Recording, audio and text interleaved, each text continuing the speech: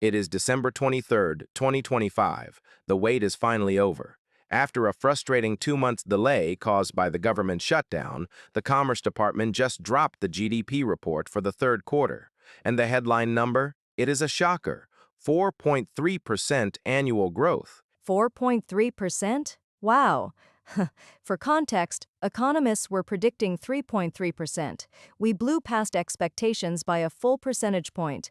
On paper, Adam, this looks like a golden age.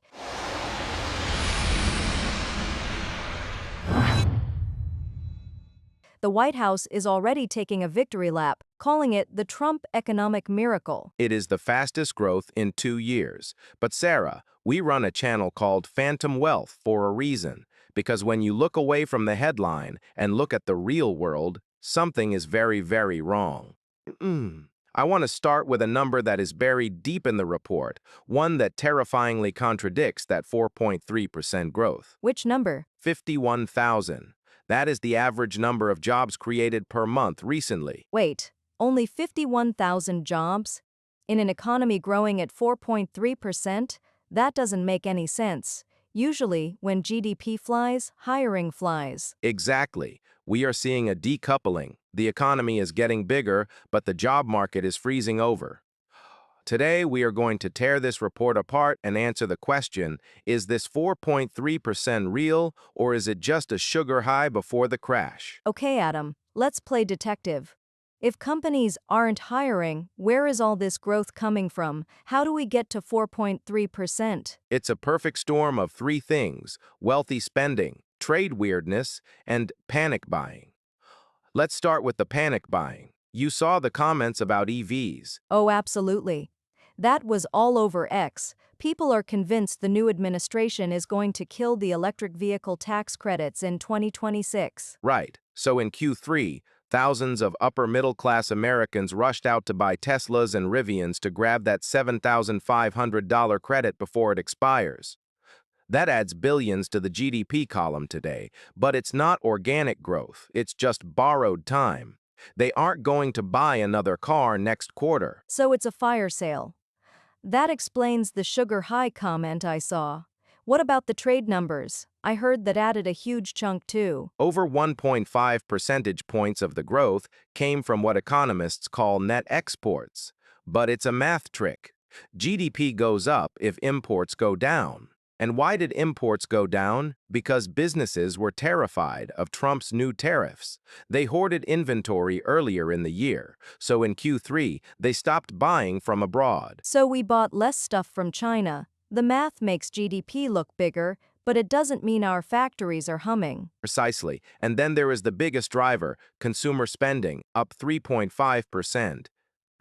But Sarah, who is the consumer? I can tell you who it isn't. It's not the family struggling with the price of beef and coffee. Correct. The data shows surges in healthcare, services, and high-end discretionary items like recreational vehicles. It's the K-shaped economy on steroids. If you own stocks or real estate, you feel rich, so you spend. If you work for wages, you are getting crushed. Speaking of getting crushed, let's talk about the X-Files.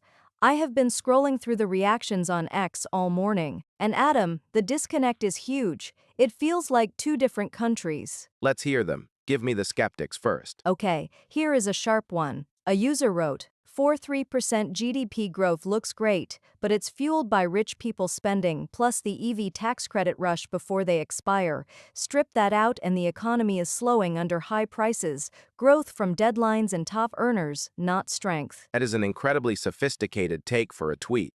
They nailed it. Growth from deadlines, that is the perfect way to describe the EV rush. Here is another one that hurts. Strong growth but only averaging 51K jobs a month. Growth decoupling from hiring, that is the big 2026 story. That matches your data point exactly, Adam. It does, and that is scary, because if companies are making money without hiring people, that means they are using AI and automation, or they are just squeezing their existing workers harder. And the frustration is palpable. Listen to this one. GDP surges but street hurts. Regular folks didn't feel it. Wages, health care, gas still rising. Or this short one. GDP high, but wallet empty. GDP high, but wallet empty. That should be the slogan of 2025, but we have to be fair, Sarah. There are people celebrating. What's the other side saying? Oh, the MAGA crowd is loving this. Here is an enthusiastic one.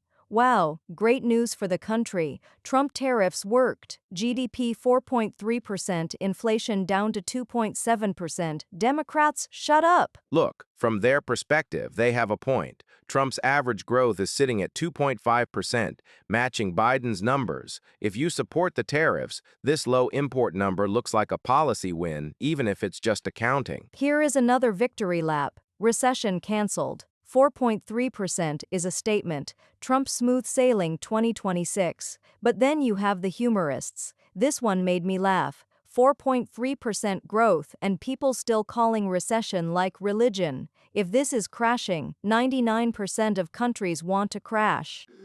That is a fair critique. We are complaining about growth that Europe would kill for. But the context matters. If that growth is built on debt and one-time tax breaks, it's like sprinting on a treadmill.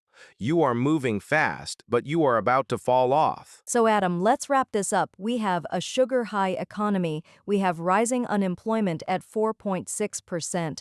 We have a government shutdown that delayed this report and is probably dragging down Q4 right now. What happens in 2026? The bill comes due.